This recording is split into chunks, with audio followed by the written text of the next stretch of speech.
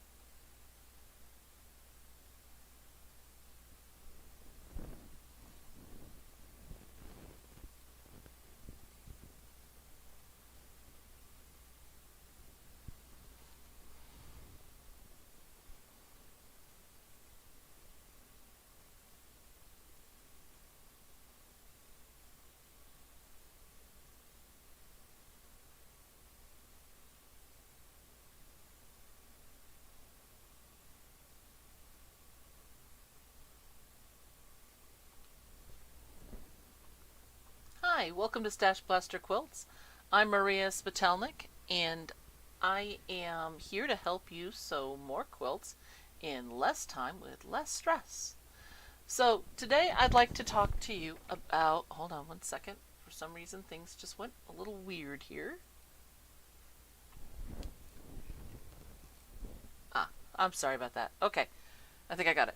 All right, so today I would like to welcome you if you haven't seen this video before. I know that there aren't a lot of people online live or that watch this live, but there are a bunch of you that watch it later. So I hope you have a good time. So our tip for today is about overwhelm. Now this could be in quilting. It could be just, I've got so many projects and I don't know what to work on and I'm getting confused. It could be your paperwork that needs to be filed. It could be I'm getting ready to move and everything is piled up everywhere and I can't see what I need. So let's talk about overwhelm. This time of year it's very common because I'm doing baby gifts or graduation gifts, or I'm sewing a lot of different projects and I don't remember which ones are due when and how far along I am and how much longer it's going to take to do it, which is one of the reasons why it often becomes a toddler quilt instead of a baby quilt. I can't tell you how many times I've had people show me a quilt that they have made the top. They may have even quilted it but not bound it, and they'll tell me that the recipient is now in college. So it does happen. It happens to all of us. Projects can get lost, forgotten, there just isn't time. And so I want to talk to you about that feeling. It's a very, very common feeling for a lot of people to get overwhelmed, and it happens to everybody, including me. So I do have some tricks to help with that.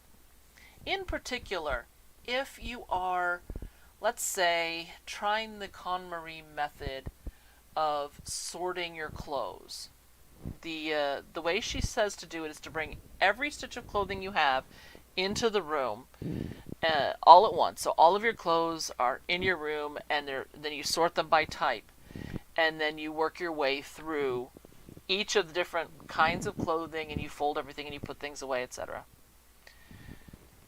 This is okay for some people, but for a lot of people, seeing all of their clothes out of the drawers, out of the closet, from all the different parts of the house, all in piles, is too much. The visual input from all the colors and the textures and just having everything bundled everywhere can be seriously overwhelming. So there's a couple things you can do to make that a little bit better. Number one, pick a subcategory to tackle at one time. So for example, if you're trying to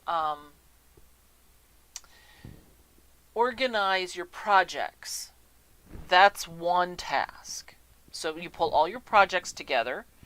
Maybe you do the tracker we've talked about in the past, but when those projects are dealt with so that you know what you are working with and you put them away, then you're done, versus taking everything you own that's quilting and pulling it together all at once. It's just too much. So if the big category is going to be too much, pick a subcategory. If that category is too much, pick a subcategory. So let's say we're talking about your fabric stash. You can go ahead and do it. Let's say you want to sort by color. You can start just by sorting into colors. Okay? And then you put away all of them but one, and you work that color. That could be folding using the ruler we've talked about. It could be checking to see if things are still in good condition and purging out the stuff you don't want anymore. There's lots of things that you may want to do with that collection, but bring it all the way down to one color, because you may have enough stash that seeing it all at once is going to be too much. Okay? You can do things like, it's called the sheet trick. I use this a lot with my clients that have ADD or ADHD, where they're trying to concentrate on the stuff right here, but every time they see something that's, at the edge of their vision or outside that little box we're trying to work in, they get distracted by it. So then they've got to do this, and then they've got to do this, and then they've got to do this. And worse is if they have to take this item they just found and take it to another room to put it away, and then they come back. But when they're in the other room, Maybe they see something else that distracts them that they've got to take someplace else. A lot of my clients are cluttered fairly evenly throughout their house. So if I took a cup of coffee from here, and my goal for the day is to clean off my desk, but there's this cup of coffee, okay, I need to take this to the kitchen. So they walk into the kitchen and they pour it, they rinse it out, and then they go to put it in the dishwasher, but the dishwasher's full. So that means I have to empty the dishwasher first. So then they empty the dishwasher, and then they go to put this cup in, and they realize, wait a minute, the last time I did the dishes, I ran out of soap. So I need to go to the store and get some more soap. And then, so then they leave, and then they go get soap. So for a lot of people, they can do what I call hummingbirding, where they just flit from thing to thing to thing to thing to thing, and they never focus in on what they wanted to accomplish for the day. So what the sheeting trick is you take preferably white, but any color sheet, and you lay it over everything in the visual area that's not the little box space you're trying to work on. So if I was trying to work on a desk, I've got a client right now where there's a lot of things on the top of the desk that she has to go through. So I would have her cover everything except the far extreme left section of the desk.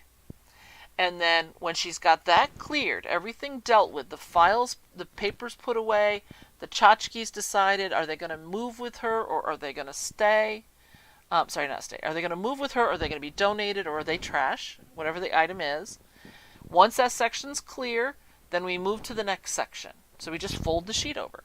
Now we've got a new area to be looking at. Now, it is possible that sometimes in the sorting, things will get put in the open section. Maybe it's one earring of a pair. And so she'll say something along the lines of, well, I'll put this over here for right now while I look for the other earring. This can become an issue in that you can wind up with lots of little piles, and then they start distracting you from what you're trying to do. So you put another sheet over that section as well, as soon as you're moving on. And so there's just this little area. And this can really help with overwhelm, because then you've only got 10, 20 things that you have to deal with, not the 300 things that are on the desk. So I hope that that's a couple of ideas to help you deal with this overwhelm situation. In terms of quilting, I do find having a good quilt tracker makes all the difference in the world when it includes the date something is due, where you left off, all this kind of information, so that you don't have to try to figure it out every time. So anyway, that's our tip for the day. Now, I owe you an apology. The last time that we were on, my mouth said something that my hands don't do when I sew 4 patches and things like that together. One thing I said is that if your 4 patches aren't exactly the same size, let's say they're off just a little bit, that I matched up the sides that go in the middle of the 4 patch. And what I actually do, and I realized it when I was sewing, because I do it instinctively now, is you line up the outer edge of the 4 patch that you're doing. As long as it's only a tiny bit, do not do it if your seam allowance is going to get impacted. Okay? As long as you leave somewhere between 1/8 and 1/4, if it's a scant quarter, you're fine.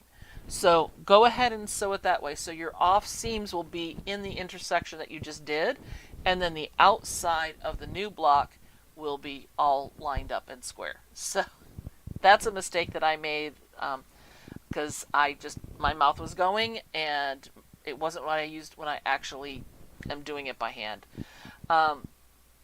Another thing that I want to talk about is the blocks for the quilt that's behind me. So let's talk about that for a second. Oh, my nose is. Excuse me. Okay, so here's the quilt that we're working on together.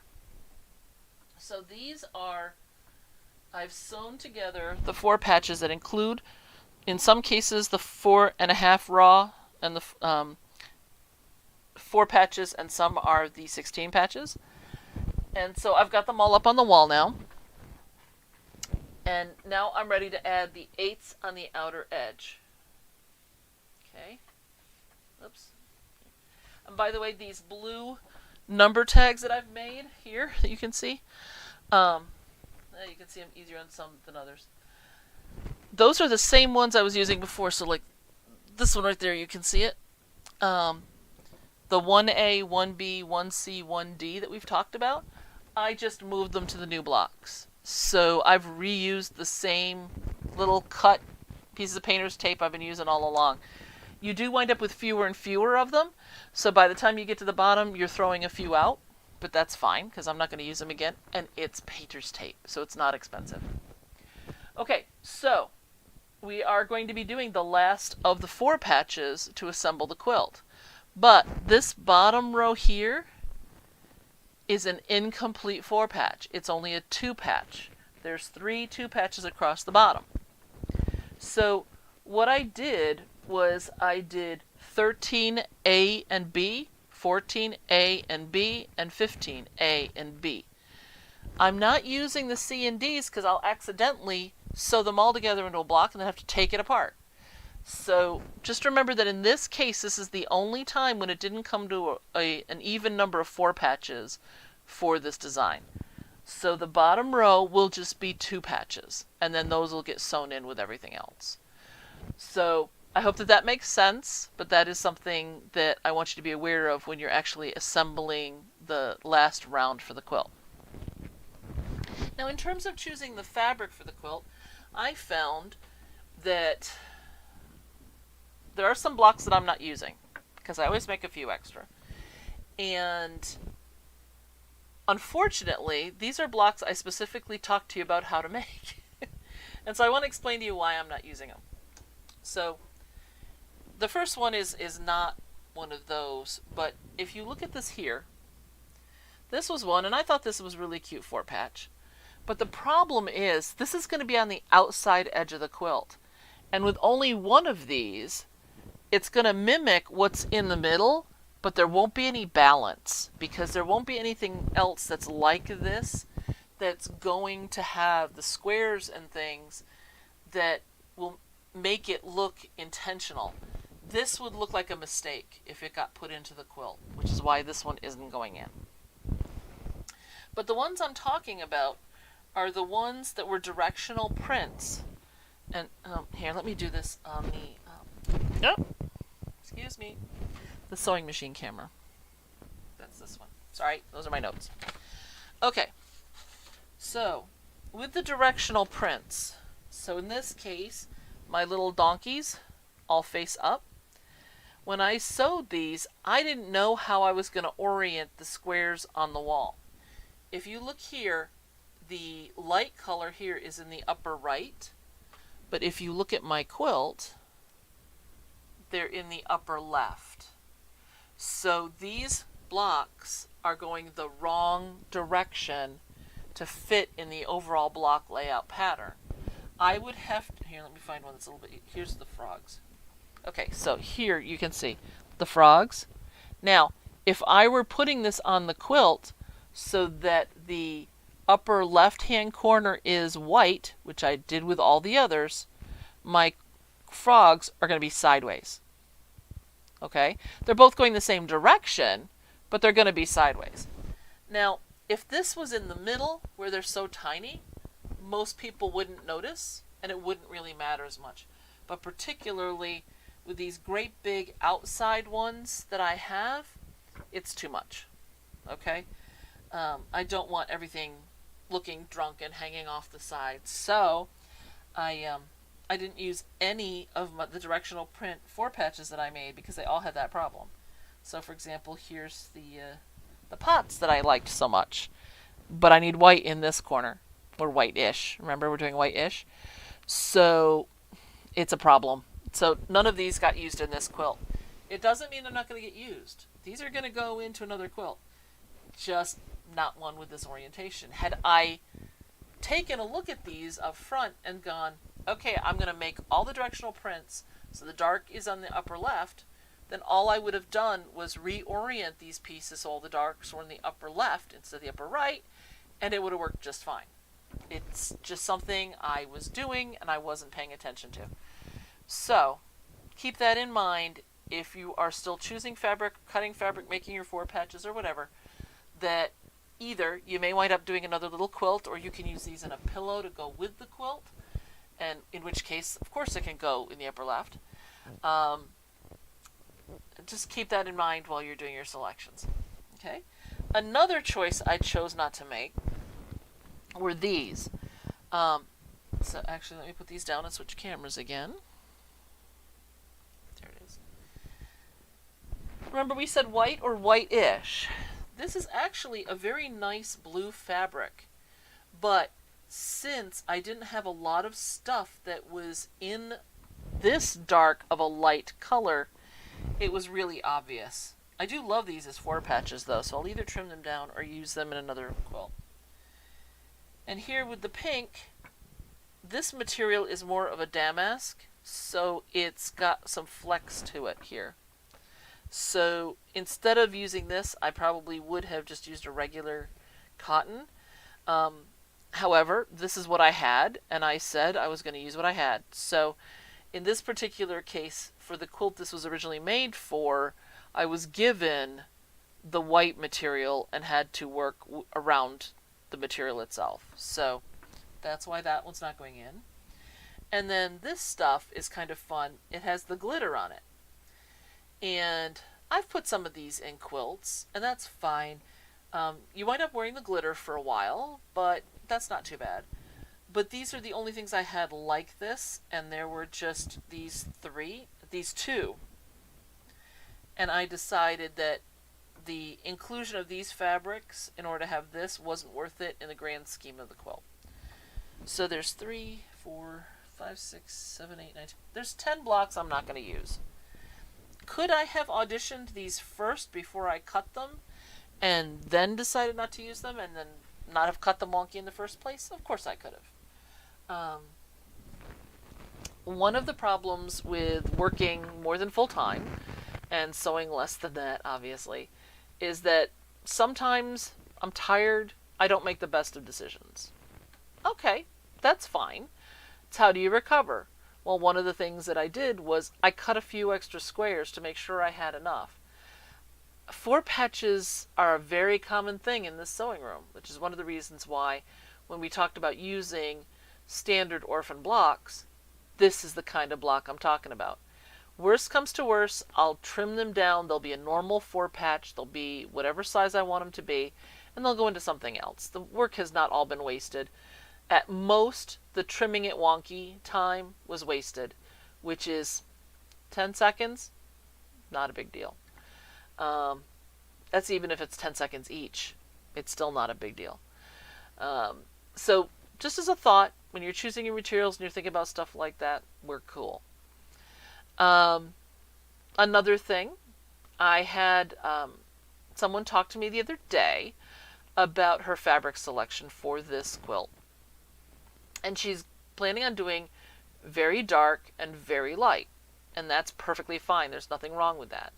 But one of the things that I pointed out to her is that in this version, there's a lot of mediums mixed in with my darks and lights. Now there are some patches like right around here, right around here, that are a little bit darker. And then there's some patches like up here. It's hard doing this upside down and backwards. That are a little bit lighter. But if it's all dark and light, you're going to get more of a diagonal line, okay, because the lights are going to form a snaky little path up, and then it'll be a dark path, and then a light path. So you're going to get a little bit more of that, which you can play with. If you wanted to, you could make an X by rotating the 4 patches so that those lines go this way and then this way. You could do something where it kind of kinks and does this all the way up, so you've got kind of a zigzag down your quilt. So you do have choices, but one thing to keep in mind is that dark next to dark, since they are going to overlap, like right here, you're going to get a more continuous look. And so if you want it to look more like a confetti situation, which was my original thought, it doesn't have to be done that way, then you're going to lose a lot of that dimension, okay, and a lot of that variation and the look of smaller pieces. But you could certainly do this. This, I think, could look kind of interesting if you did it all in one color. So let's say you picked all medium blues. Could you just pick make this a two fabric quilt? Sure, you could. I don't know that it would be worth it. But you certainly could. It would be interesting to see. But I think that if you did all shades of blue, that could be nice, or purple or green or something, versus the variety of colors I have here. But remember, part of the goal of this quilt for me was to use up a bunch of the 4 patches that I already had made. So that's one reason why this quilt is going together so quickly, is I didn't have to sew hardly any 4 patches. I think I sewed 6 of the ones that finished at 4.5 and 5 or 6 of the ones that finished at 8.5. That's all I had to sew for this project, because I already had 1.5 billion of these, and I still have a couple of bins of these. Because I use them so often, I'm perfectly happy to just sew them with no project in mind at the moment, because I know I'm going to use them. And now that I've tried this, I really do kind of like this middle part in particular, and so I may do a bunch more of just the smaller ones, just to have as a fun little project. Make the 16 patches and then decide, okay, do I want to pair them with just a blank? I mean, well, other than other 16 patches. So it could be all 16 patches. It could be paired with blanks. It could be offset with rectangles. It could be paired with half square triangles. It could be cut and matched up as a half square triangle. So there's lots of different things that I can do with these, even once they're sewn into 16 patches, that are going to use up scrap material, and be something that is looking a lot more time consuming than it is, given when I'm given the request. Okay? So I'm a fast sewer. I have to be. So my goal is to get as much done in advance as I can, in advance of need, so that I'm ready to go when the need comes. So something like this, a baby quilt could be done within a day or two. And that's just this middle section here. This is 144 blocks, okay, because it's a 12 by 12 4-patch. But it's also 4 blocks in each one. So this looks like it took me forever to do. But since the 4 patches are already done, I don't have to worry about it. And I can do those when I've got the time. So this adding on the 4s and the 8s is going to go super fast because they're large. Now for some people, 4-inch finished blocks are not large. I get that. For me, these 8.5-inch raw, 8-inch finished blocks are gigantic, gargantuan, King Kongian for me, because I tend to do a lot with the smaller blocks. So I'm reaching outside my comfort zone and adding these in, so that I have some big beefy blocks in there, which is not my norm. So why not? Let's give it a try, okay? But one of the things that I talked about is I could have taken the 16 patch, right, and then put that in as one of these. So I would have had the 16 patch here, or part of one, and then I would have had a very different look to this block. You could certainly do something like that, but I'm not going to. At this point, I decided we're just going to keep it simple and going to use what I have minus the few that I made. And so for me, these ones are huge. You can see me with my 1-inch finished here. This is more my norm.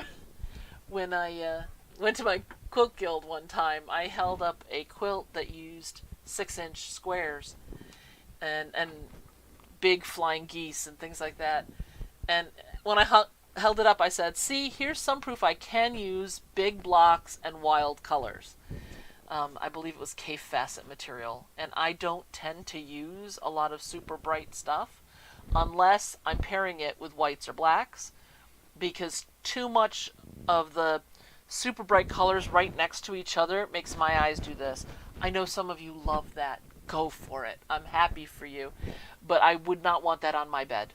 And I can't spend that many hours sewing something that just makes my eyes go wiggy. So, so I could certainly use Kafe's fabric. They're beautiful, and I do love the brights.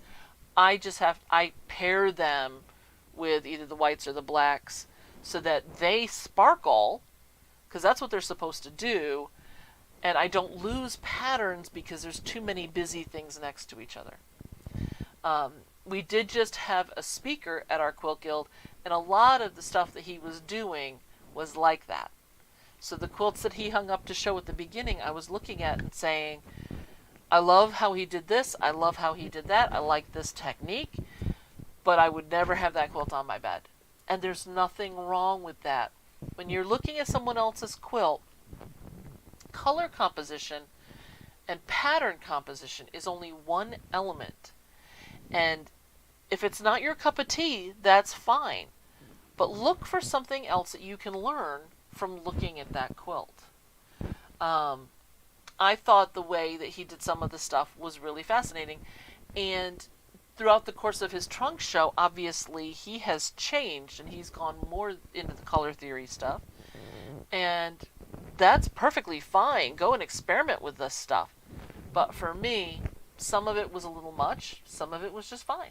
So even on the things that were a little much, I always try to figure out what can I learn from what I saw and go from there. So just as a thought.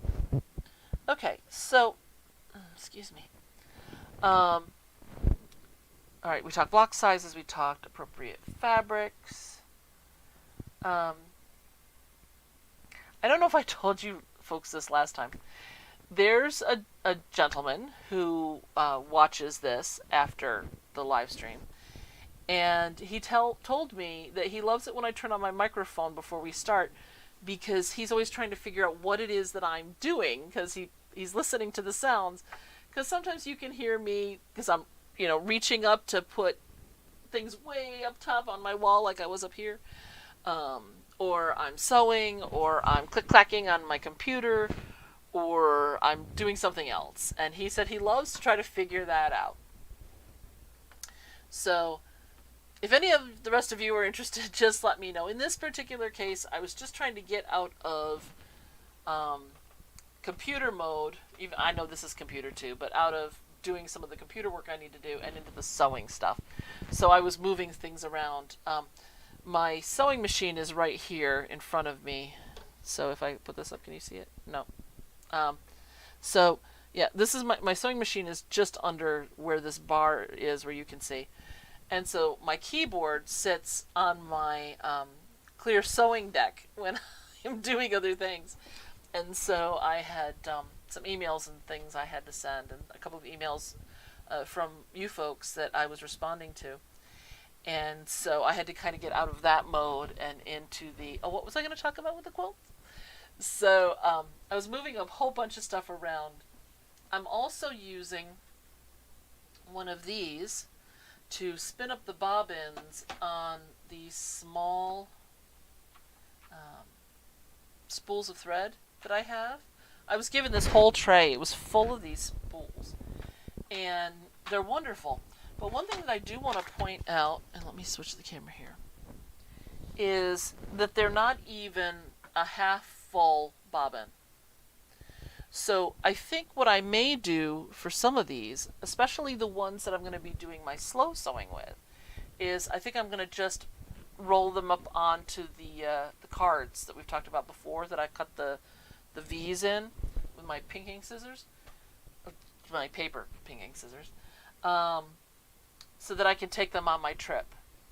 Speaking of slow sewing, my whole thing here is to help you be a fast sewer. But I'm also a slow sewer. I do a bunch of handwork stuff. So when I was at my guild on yesterday, I was sewing hexagons together. So I've made several quilts that were all hand pieced. So there is a movement out there, the slow stitching or slow sewing movement, to try to encourage people to slow down, take your time, do some more by hand, enjoy the zen of it. There is nothing wrong with that. I am 100% for making this a relaxing activity. When I talk about reducing your stress, it doesn't mean don't do something challenging. It doesn't mean that you can't try new things. It means enjoy it. Okay? So if you would like the chance to try some slow sewing, that's a whole different animal. When you hand piece, you don't go edge to edge. You go point to point. So you actually start and finish at the intersection point, and you go through when you're going to the next seam when you're joining blocks together. So it's very different. Now, I tend to go a little crazy because if I'm doing like a 4-patch, I go through and through and through and through and through, and then I continue. So that locks that corner super duper tight. But that's me. Everybody has their own way. But the idea of just having a project you can carry around and work on whenever, whether it's by your chair, at the beach, or whatever, is a wonderful thing. So just because I talk about being more efficient, or the fact that I create patterns that are designed to be super fast to sew, doesn't mean that there's not a need to do some slow sewing. So I encourage you, try applique. That's a slow sewing if you're doing the needle turn. If you want a fast version of it, you do fusible or raw edge, or you do the satin stitched edges. So I mean, there are faster ways to do that as well, but try it. Do some needle turn. What's the worst that's going to happen? You'll have wasted some time, a little bit of fabric, and a little bit of thread. You can easily do that with a project that you're machine sewing. In fact, you wind up having to take out more stitches because you tend to notice it later when you're doing a big project. I've got to tell you, honestly, I had to rip apart some of these blocks because I wasn't paying attention and I sewed down the wrong side. And so my blocks were with the white in the upper right instead of upper left. So I had to take them apart and reverse them. That's even with them labeled, okay? It can happen to anybody. And it's easy to do if you're not paying attention. So make friends with your seam ripper and just be prepared and slow down. Enjoy the zen. There is something about taking a stitch and pulling the thread. Taking a stitch and pulling the thread. And so that can be a very relaxing activity. I also have to say it uses different muscles. When I'm on my machine, my hands are here and I'm pushing forward. Just like this, time after time after time after time, right? I may reach the side a little bit over here to get a piece of fabric and put it together, but it's mostly a forward maneuver. When I am hand sewing, at least on the right hand side, I do pull my thread to the side. So it's a different thing. I do need to use my left hand a lot more, which does have this bad joint. So when I do too much hand sewing at once, especially like the hexagons where you have to pinch things together, then I do find that I have to take a break more often. I also need to stretch first. Yes, you can stretch these muscles. And so, I have to be prepared, but I can do it if I prep myself for it. Quilting by hand. This may not be something you want to do for a giant bed-size quilt, but there's no reason that you couldn't hand quilt something like a placemat. You could do the big stitch hand quilting, and where the stitches are 1/4 of an inch even, just to have it. And then if you play with thread or do whatever with it, you could actually make something that makes you smile, makes you happy to use it, knowing that it's going to hit the machine a lot because it's a placemat. And if your stitching isn't perfect, who cares? I have a couple of those that I made, and so what I did was I used a relatively dark burgundy color, figuring spaghetti sauce wouldn't show that much. And it's also got some browns and blacks and creams and some other things like that in it. Because I was thinking, okay, if I spill a soda, whatever. So it's actually a pretty dark placemat. Um, it does have some other, like some creams and things in there to even it out. But I stitched it with really bright colors. It was a situation like this where somebody gave me a color that I wouldn't have purchased, but what the heck? I had some wild variegateds, and so I just did some big stitching. You don't want to go right from big stitches to try to go and do your regular quilting without doing a little bit of practice first. Otherwise, you're going to misjudge your sizes. But the big stuff is fine. There's nothing wrong with that. And it was very relaxing to do it. Hoop, no hoop, doesn't matter. Whatever you're comfortable with. And you could just do something as simple as a spiral that goes out and around until you get to the end. You could just do cross hatching. You don't have to do fancy schmancy quilting if you're doing it by hand. Most quilting wasn't, right? So just play along with it and take that time to do some slow stitching. So that's what I had planned to talk about for today. I am going to be out of town quite a bit this summer. I'm going to be at the end of June. I'm going to be in Gary in Nebraska for several days, going through Denver. At that point, I'm going to be flying into Denver and then renting a car and driving to Gary or Jerry. I don't know how they pronounce it. I'm calling it Gary. Because I'm doing a 2-day training there for the Nebraska Adult Protective Services. So that'll be cool. And then I will be going in August to Pittsburgh to speak at the Crisis Intervention Teams Conference. I'll be there for several days.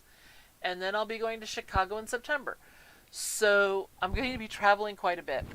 If you happen to know a shop or a guild who would be interested in having me speak while I'm in the area, they could save some money on transport, because if I'm already in Pittsburgh, and I'm driving to Pittsburgh and Chicago, so if I'm already driving there, I can take the things necessary to teach a class, either my sewing organization class or one of my workshops, while I'm already en route, and so it can even be on the way to and from, and I won't charge for the mileage. And mileage these days is expensive.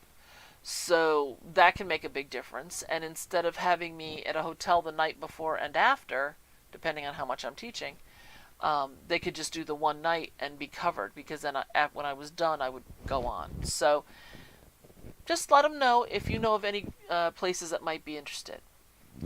The Sewing Room Organization class, I am offering virtually as well as in person. The virtual is a little bit different, obviously, because it's harder to see things. But I do have a PowerPoint that works pretty well. So, like I said, if you know anybody who's interested, the virtual can be worldwide. I'd happy to go anywhere on that. But for Pittsburgh in August or Chicago in September, I've got 2 weeks between the two conferences to come home, get the laundry done, get caught up with all my clients, get packed, and get ready to go, and to go to the next one. So that's going to be kind of a quick turnaround. But I love to speak. So as you can tell, that's one reason I'm doing this. Hopefully what I have to share is worthwhile, and I hope that you're enjoying it as well. So since I have time, I'm going to go ahead and do some sewing. Now, one of the nice things about labeling your block numbers as you go is block 1A is almost at my ceiling up there. I wound up having to skew it and bring it down a little bit because it was so high up I couldn't reach it anymore. Because these are all held on by the flannel. There's no pins in any of this. There's 2 pins holding this just because it helped me get it level. And at that point I left them in because it's heavier than just the blocks. But the advantage to having done this is I can just reach around and grab a couple blocks. So that's what I'm going to do. So I'm putting on my glasses here. So I've got 7A, 7B, 7C, and 7D. Now, another nice thing about doing this, where you're using the letters and numbers, is, especially with the letters, you know you have the block right side up. If you just labeled them, 1, 2, 3, 4, 5, 6, 7, 8, 9, 10, you'd have to remember that 1 and 6, 6 is under number 1. And so you want to sew 1 to 2 and then 6 to 7. And by the time you get down to 100 and something, it's easy to mess it up. But also, is that a 6 or is it a 9? So this way, excuse me. You can have trouble with things like I and H. So what I will do, even though I should be able to tell because there'll be a letter, a number and a letter, I will write either 1H or excuse me, or H1. Because sometimes I put the letter first and sometimes I put the number first. I don't know why. Just whatever mood I'm in that day. Once I've written that, I draw a line under it. So I'm never confused as to was this an H or an I. Okay? So I just recommend it. You should be able to tell without, but if it's in the middle of the night, it can be hard to tell. Oh, excuse me. I don't know what this tickle is about, but I'm not having fun being tickled this way. Okay, so now I'm going to take 8A, 8B, 8C, and 8D, and I just lost some blocks. I don't know if you saw them fall. They fell. They're on the floor.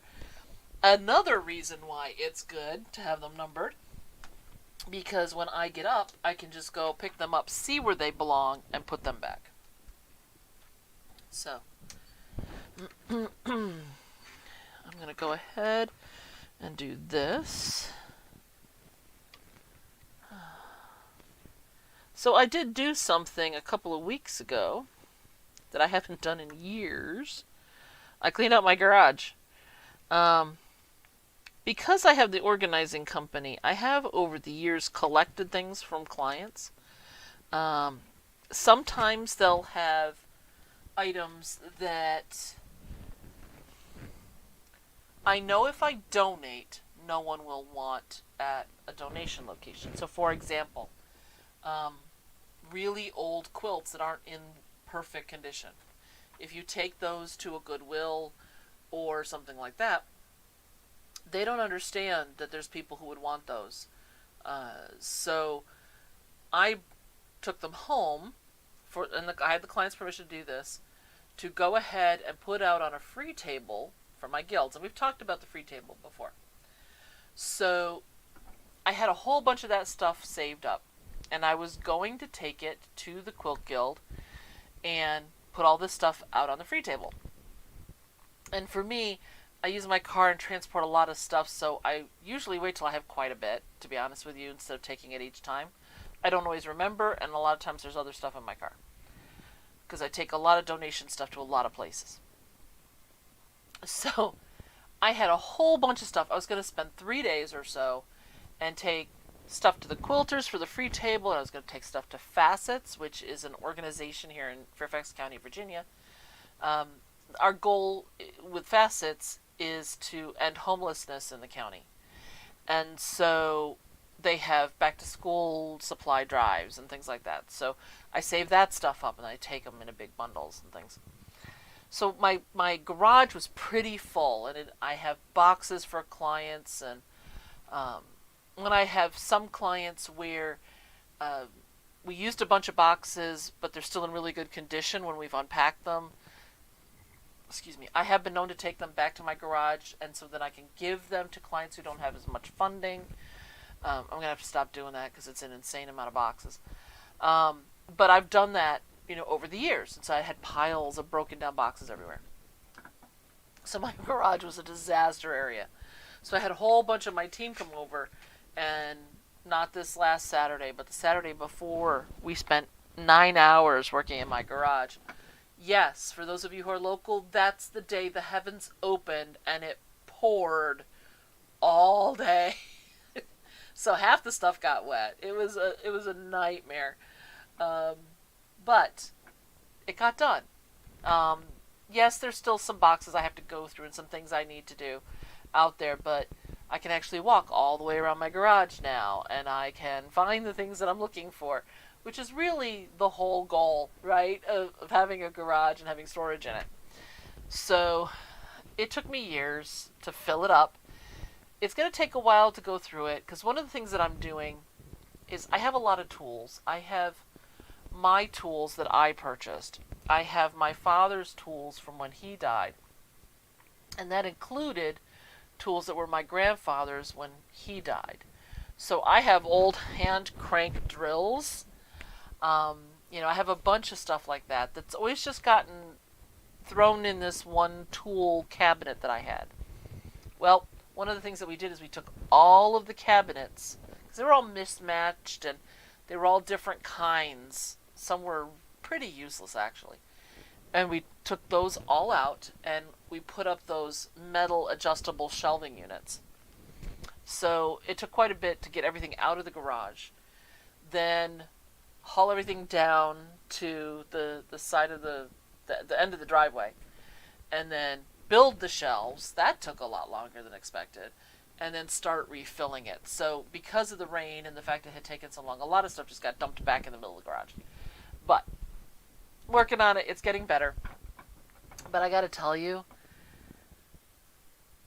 it was one of those things that I'm so glad I did.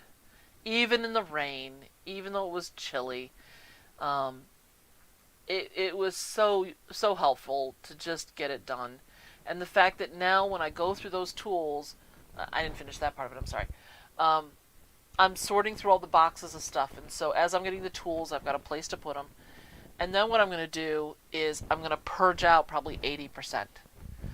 My household chemicals, I've got a ton of those out there. I'm going to purge out at least 80%.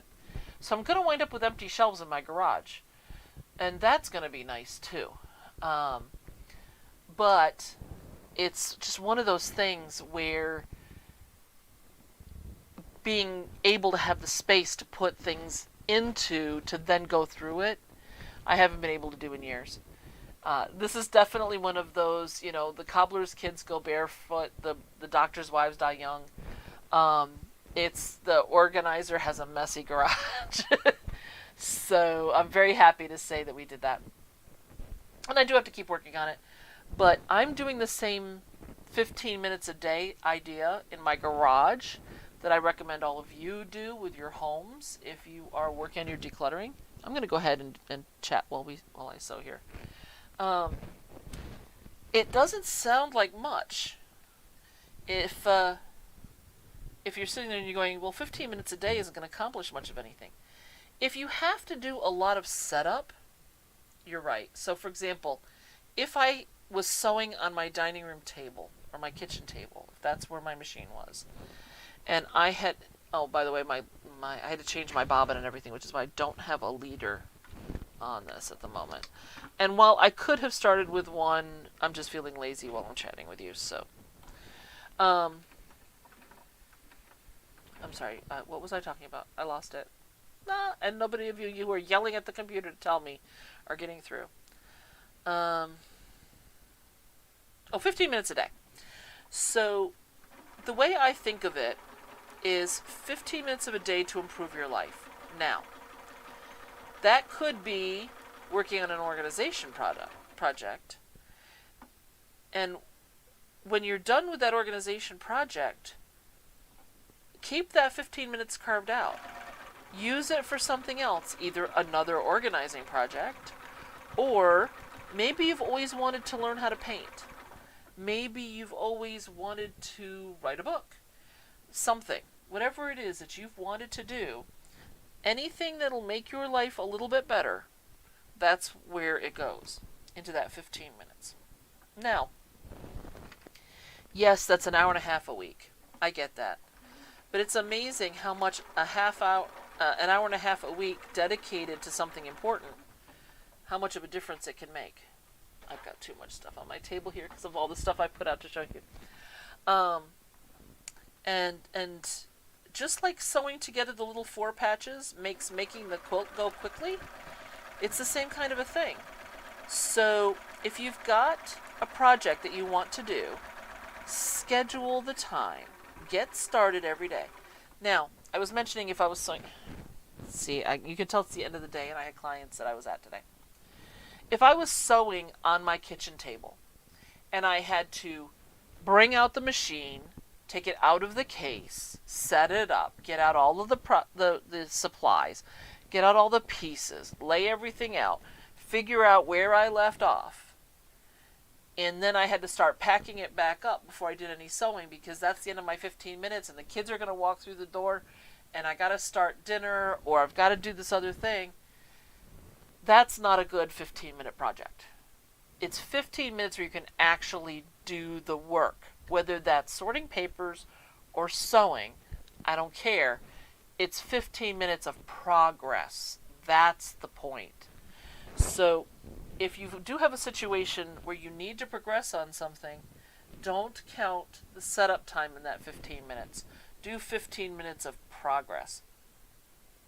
I know it's hard. Especially, this whole thing with the pandemic and everything. People found that just our lives are getting sucked up by so many little things. But 15 minutes isn't that much to ask for time to give yourself. Now, I was talking with a client today, and we were talking about a friend of hers where, people can be really selfish. And a lot of times it's justified by saying that, the caregiver has to take care of themselves, or as a mommy, I have to take care of myself and teach my child that they're important and they have to take care of themselves and things like that. And while I am all for that, as a concept, I also think that sometimes people take it too far. Okay? I had one, I'll call her a friend, an acquaintance of mine. She was a friend at the time, but I had a hard time with this thing. Her child had a fever of 103, and she went to yoga. And when I asked her about it, she said, "Oh, she'll be fine. I left her some water, and I left her a bucket in case she pukes. I'll be home in a couple of hours." And so I said, "You know what? I will stay with her. I'll take care and make sure that she's okay." And the mother said to me, "Well, you can stay if you want to, but it's not necessary. And you know what? I'd really prefer that you didn't. Let's let her sleep. She needs to sleep. And I need some me time." I get it. But I also think you need to be a little bit more realistic, because 2 hours when you have a sick child, I think, was a little much. But I do think you need to carve out a little bit of you time every day if possible, but it doesn't have to be 2 hours. Okay? When there's something else going on in your life, maybe you don't carve out any extra time. Sick kid, I probably wouldn't have carved out any extra me time, except for maybe if they were sleeping, I was doing some slow sewing if I wanted to be in the room, or something like this where I'm gone for 5 minutes, 10 minutes, whatever, and then check on them. Okay? So, yes, I'm all for taking care of yourself, and this is a wonderful way to do it. This is how I keep from murdering people some days, because there's some days that I come home and I'm just all stompy. And it's not because my clients are horrible or anything like that. I love my clients. They're wonderful. But sometimes I'm just so tired by the time I'm done.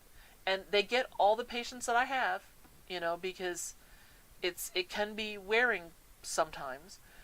And so I give every bit that I've got. So my buckets are empty when I get into the car and I have to drive home in the DC area. Just so you know, for those of you who aren't aware, DC and LA trade back and forth for the worst traffic. You're one or number two. It's always the two of us on the top. So you can imagine when you're drained and you're coming home and you're fighting that kind of traffic, that yeah, you can get a little stompy. I get a little snippy, and I get a bad attitude sometimes. So there have been days that it's just like, okay, I have dinner with my family. If I have a really lucky streak, I have time to come home and shower and stitch for a few minutes before dinner. If that becomes the case, then when I go downstairs, I'm relaxed, I can be friendly, I can tell funny stories, and I can have a good time. Everybody sees the best side of Maria. I have had periods of time where I have not had a chance to sew for like 2 weeks or 3 weeks because I'm up super early, I'm up super late, I'm working like a maniac the whole time. And yeah, it's kind of tough on the boys. My husband and son will sometimes say to me, "You need to go sew." Okay, so basically, boys, you're telling me I need some me time, and they're like, "You need a lot of me time right now." Okay, I'm happy to do that. So yes, you do need to take care of yourself. But if you only have a few minutes to do it, take those few minutes.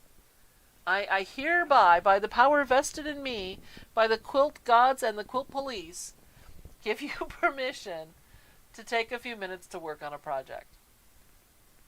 I am not giving you permission to spend all day when there's other things you should be doing. But taking a few minutes doing this can recharge your battery so you're more efficient to do the other things in your life that need to be done. So, that's it. Preachy time over. But I will say that sewing does save lives. I'm sorry. My husband's going to laugh when I tell him this. So, if you are one of the people like me where this is so important to keep you sane, welcome. If you are not a person like me and you are always calm and serene and sewing is just something you do for other people or for yourself as an artistic outlet, welcome. If you've never sewed before and you have happened on this website and you've met me, this crazy lady who talks about little tiny pieces and weird stuff, welcome. And everyone else, anyone else of any stripe out there, any sewing level, you're also welcome. I try to make sure I have things for the new person, things for the more experienced person. And as you saw today, we always start with an organizational tip, and it may be sewing, it may be something else. If you have enjoyed today, please like, subscribe, hit the bell so you'll know when we're going to be on again. I am on 7 o'clock the first and third Wednesday of every month. The StashBlaster.com website is up. It's been stable for over a week now, which is wonderful. I have noticed that not all of my patterns are on the shop, including the StashBlaster 1 quilt, which is the thing that started all of this, the whole YouTube thing. I don't know why it's not there. There's only 8 of the patterns up there. So I am going to try to figure out how to get those back. But I was more worried that it stays stable because for those of you who've been watching, it's been months that we've been having trouble because we would have it up for a couple of days and then it would crash. And it doesn't appear to be the website, it was the host. But of course the host says it's not the host. They say that it's something else. It's the template or it's something. And then you change things and then everybody still says it's not their fault. And so we went around and around and around and around and around for months. We think that it's up. We think that it's stable.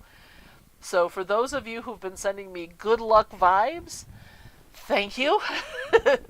Um, and hopefully it will continue to be up and going along well. You are welcome to email me at StashBlasterQuilts.com, mail at, StashBlasterQuilts. Even if the website is down, the email works. So mail, M-A-I-L, at StashBlasterQuilts.com. And just like the people we talked about earlier, you can leave me a comment, you can leave me a question. You can also put things in the chat, and I will respond. If it's something I think is going to be of general interest, I may talk about it here. If it's something that's more specific to your situation, then and I don't think it would be of general interest, then what I will do at that point is reach out to you directly. But if it's in the chat, I don't have a choice. So if you email me, I can reply back individually, but in the chat, it's going to happen here. So have a wonderful 2 weeks until I see you again. I hope that you're sewing along with us here on the Twisted 4 patch. And if you have any photos or anything as you progress, I'd love to see those as well. So have a wonderful 2 weeks, and I will see you soon. All right? Bye-bye. Now let's go sew.